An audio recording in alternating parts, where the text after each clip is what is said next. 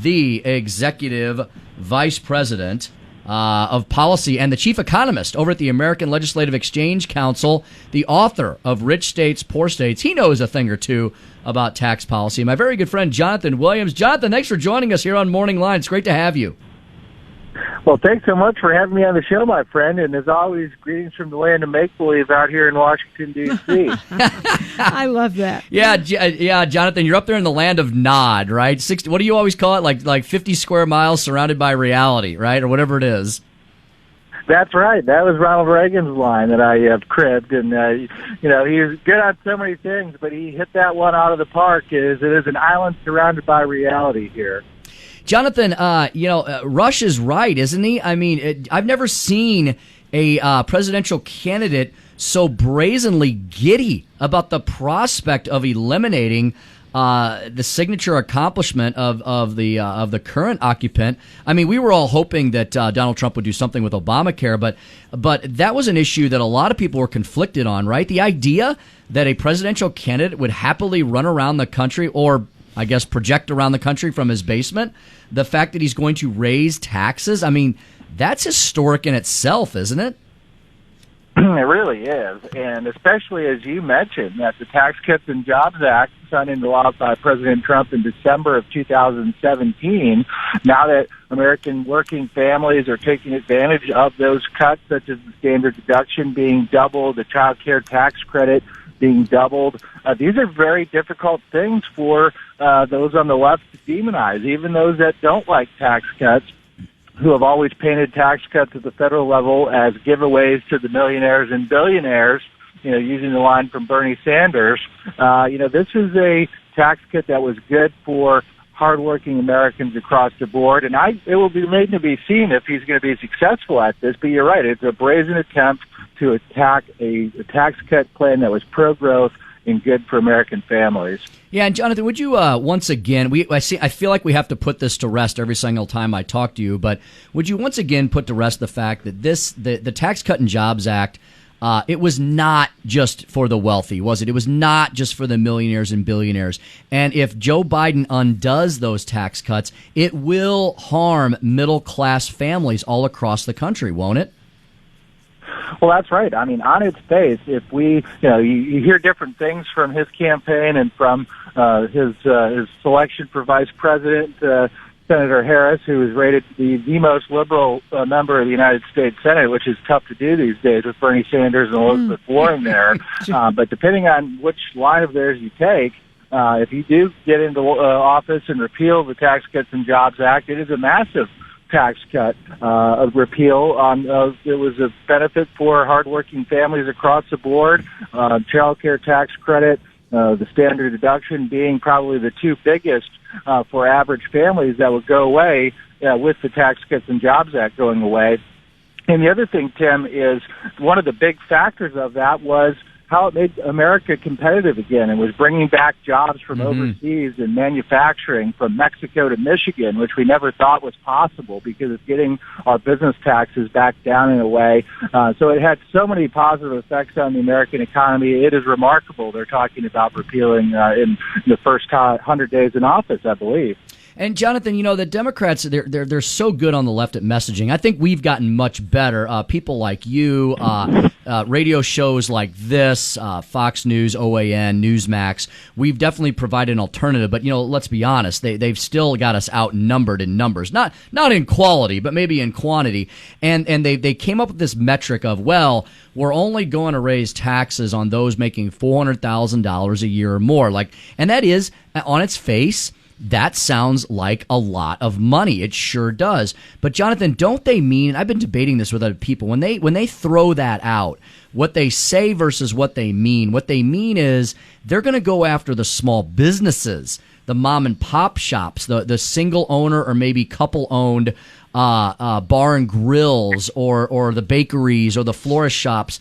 And, a small business, Jonathan, these days, especially on the coast up where you are, you better gross at least $400,000 or you're barely going to be able to pay your rent, your mortgage, your insurance, and your utilities, right?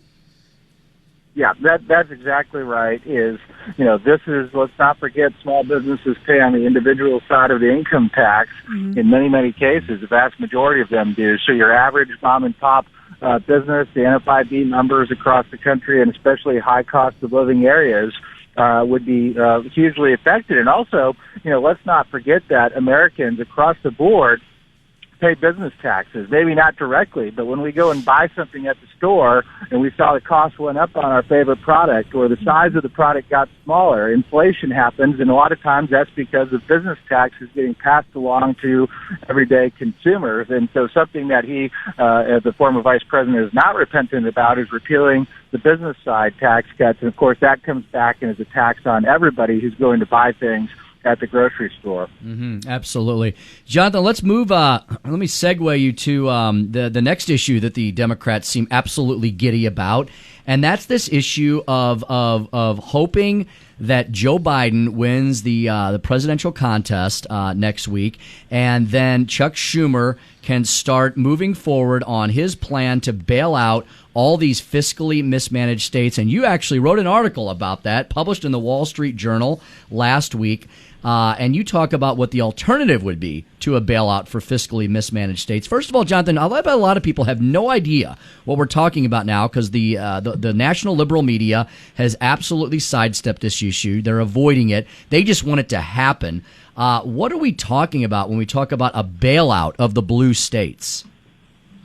Well, in its simplest terms, Tim, as you know, is what we're talking about is states like Illinois, states like California, states like New York.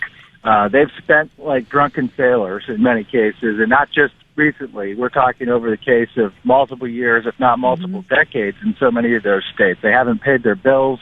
They've had massive unfunded pension liabilities on government workforce, pensions that everyone in the private sector will never see because we've transitioned away from that method on the private sector side. And these states have gotten themselves into a whole lot of financial problems.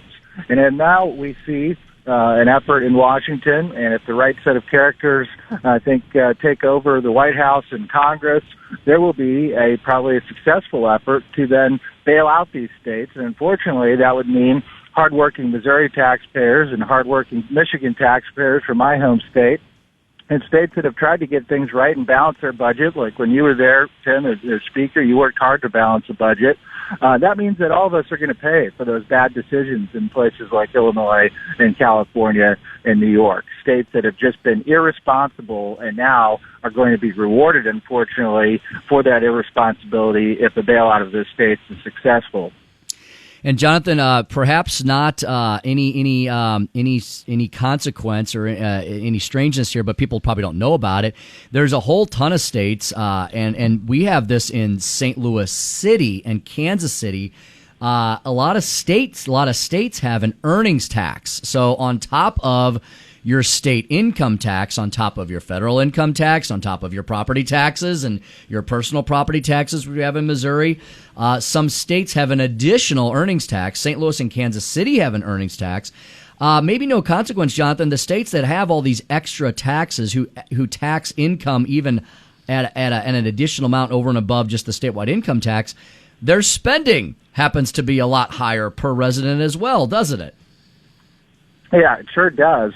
And so one of the things that we looked at was taking some of the highest tax states, like New York that I mentioned, and look at their spending levels per person and compared them with a, let's say, frugal state like Florida. Is one of the 9 states, as you know, Tim, that goes without a personal income tax. I think one of the best things that states can do to enhance their growth and become more prosperous over time is you look at it, and if New York would just spend at the same per-person rate that Florida does on a given year, it would save nearly $60 billion. Wow.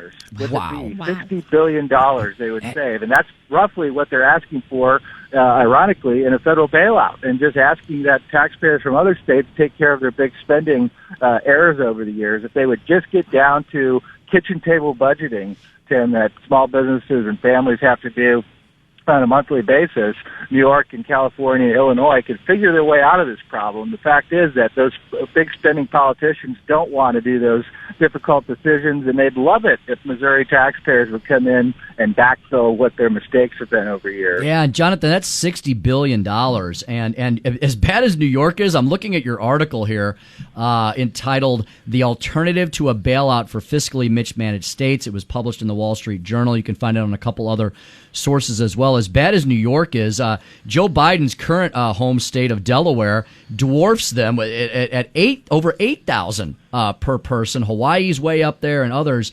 But so, Jonathan, that $60 billion you just mentioned, all of that money, therefore, then it comes out of the private sector, right? It's not available to go back into communities, to go back into middle class workers' pockets, right? It just goes into the government trough.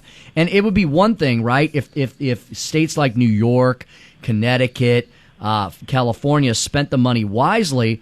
But they don't, do they? It's largely frittered away on one pet project after another. And if it was spent wisely, Jonathan, these states wouldn't be in the bad fiscal constraints they're in. They wouldn't keep losing population. That's right. That's a great point. We've seen massive outmigration from the high-tax states now over recent years. In fact, New York's down well more than 1 million of their residents on net over the last decade alone to the other 49 states. Because people flee areas that don't have economic opportunity. And especially once you get outside of Manhattan, really a place that is a special place in the heart of, I think, most Americans. Most of New York is just struggling outside of New York City and has been for a while because being choked by this big government top-down philosophy that government knows better than you do what to do with your hard-earned money. And that philosophy has gotten so many states into trouble over time. And surprise, surprise, Tim, those are the same very states that end up having budget shortfalls. And, by the way, they don't spend their money very wisely. And the government services like roads and education and health care provided by low-tax states in many cases is even better by objective measures than states that spend more in those areas. Jonathan, before I let you go, what do you think as you peer into your economic crystal ball, and folks, we've been speaking with Jonathan Williams, the Executive Vice President of Policy, Chief Economist over at the American Legislative Exchange Council, a great national trade association for legislators in the private sector that I'm a proud member of, have been as a legislator and now in the private sector. Jonathan, what do you think the biggest challenges are going to be to the states over the next term? Is this pension? You mentioned the pension bubble and the pension problems. That's a big ticking time bomb for some states, isn't it, that they better start addressing? Yeah, it really is. It's the unfunded liabilities, the bonded debt that's out there for cities and states, the health care unfunded liabilities, especially for the states, and you and I have talked about this a lot, that have expanded Obamacare and now are going to really be on the hook for future promises when it comes to Medicaid spending at the state level. There's no such thing as a free lunch, as we all know. Coming from Washington, Washington always gets paid, and it's unfortunately the hardworking men and women across the country in states that are going to pay those bills. And, you know, especially if you have a situation where, let's say, we have a carbon tax or a transition away from energy and fracking and things like that, I mean, there's going to be big challenges ahead for states, especially states that have gone down that energy development path. If there's a philosophy change in Washington between that and the overall financial problems that states have coming out of the pandemic, you know, I think there's going to be big discussions around state capitals. Do they raise taxes? Do they cut other areas of government spending? And let's all hope for the good of small business and hardworking taxpayers that we have enough people with the leadership around state capitals to say we need to live within our means just like businesses and individuals do. Absolutely. We're going to have you on back after the election because there's a lot more you and I could have gotten into. You just mentioned the energy issue. We so don't know where we're going. It's two very stark and different paths. And so we'll talk to Jonathan Williams probably. Jonathan, we'll have you back on right after the election to talk about which path we're probably going to head down. Folks, you can follow him at Tax Economist on Twitter.